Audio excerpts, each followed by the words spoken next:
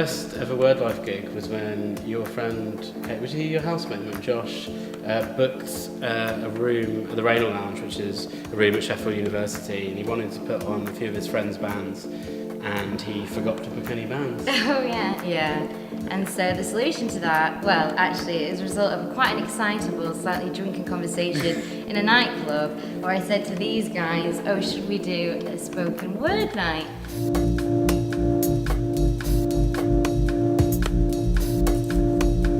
The first poem, Self-Help, that's projected on the museum at the minute, that was the first one that I wrote, and I wrote that on the first day that I was in there, basically, straight away. And I think it came out of just watching Libby work. So she was downstairs working with a Morso guillotine, basically cutting the frames up and putting them together. And I was just thinking, what could I do with that, really? So I sort of had the end of the poem, I guess, and then tried to think how I could work around it and work up to that final bit, really. So that was the first thing that stood out for me that I wanted to sort of write about. So I thought James's poem is very visual and very kind of graphic and very literal and quite narrative, which is, I think, it's quite rare in poems. Hence, I thought to make the film something very abstract and very minimal in contrast to that. So there is a kind of space for the viewer to interpret the poem and not see the visual. So there's a lot of elements that are kind of abstract interpretation of the narrative, but still keeping it very narrative and very sequential in the film. And I wanted to also keep it like quite monochrome, quite black and white, sort of, because there's a lot of this internal existential kind of crisis going on in the poem. Sounds about right, yeah. Yeah, well, I got that, definitely.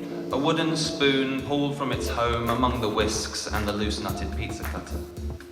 The face I drew on the convex side is smiling. Maybe it's wrong of me to assume your happiness, Spoon Dad, but I hope you'll be proud of me. The pumpkin soup I make is delicious, you say, and then roll your head in it.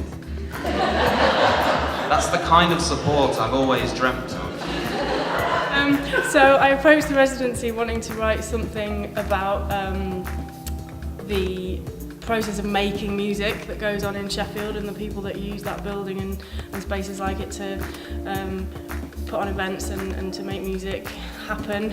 I also wanted to write something about the history of the building itself and the kind of ex-industrial past of the building, and also something about the kind of history of techno music in general, which was obviously born out of the sounds of industry and by putting on parties essentially in post-industrial spaces.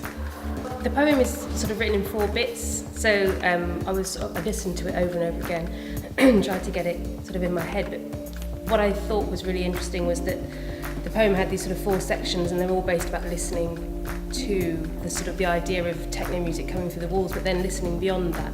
So listening to history and listening to people.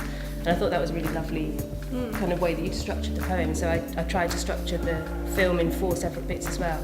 So to use the idea of a building, so this, I tried to include this building in as well. So the idea that this building can sort of reflect the blue lines reflect the sort of patterns of the music and the kind of the lights, and then you get the building reflecting the factory. So that's what I was trying to do with it, really. It's the morning after the night before, and we're beachcombing through the exploded litter bin that currently constitutes the insides of our heads. Can you remember being at the after party? Can you remember getting home? Where do you reckon I left my jacket? What the hell happened to Steve? Let's start back at the beginning. You know, like for me, spending time in a brewery is possibly one of the greatest things that's ever happened to me. You know, because anybody who knows me will attest to. I wanted to get something of the, you know, like the history and the atmosphere, you know, like of the place in, but also through, you know, like your careful guidance, you know, like sort of, you know, what was happening to me at the time when the brewery first started up, which is, you know, like something that, you know, the film is about. It's about the juxtaposition of, you know, where I was at, and also where the brewery was coming from. Yeah, so it kind of, because of the flow of the poem, I wanted it to be sort of quite, sort of not sort of heavily football specific, but sort of more about sort of things changing, things moving, things, one thing turning into the next thing. Sort of that was sort of the general theme for the video. Raise a glass. Celebrate everything. From the food on our table to the excess of drink to the hole in our head the next morning, to the lovers, the lost and the found, to the toilers who fill and ferment, to the brewers, the makers. The beer is leaving the building. It was a really good experience because it was just such an amazing place, and there's so much going on there, and there's so much history there as well. The fact that it was where stainless steel was first made, and the fact that the forge was some of the original machineries there was amazing. But then just lots of creative people doing lots of different things, so I felt really lucky to have that residency, and I just wish there was more time. Yeah, so I met with Stuart Mitchell, who's one of the makers there. He's got a studio there, and I think he's been there since he was about 10 years old. His parents had a knife business that he then took on, so he's a really interesting guy, and he told me a lot about knives, and I think I had an idea for something. I wanted to use a knife as a metaphor, so I thought, well, if I can get to meet him and then sort of get some background information that will inform the poems. The poem itself, it had quite a dark undertone. That's what I felt it communicated, and I really wanted to take it to like a more kind of brighter place with how it looked visually, but then also like keep in line with Stuart Mitchell's kind of work with sharp kind of looking images as well. And yeah, I just thought of putting that all together and making it all kind of swell in between one another. Apprentices said to steer clear of those buffer girls, darken their doors, and they'd have the trousers off them, rubbed down with sand and oil. Their ghosts here still, singing, wrapped in brown paper, mucky mouths and blacker faces, their beauty flowered in the cutlery shine.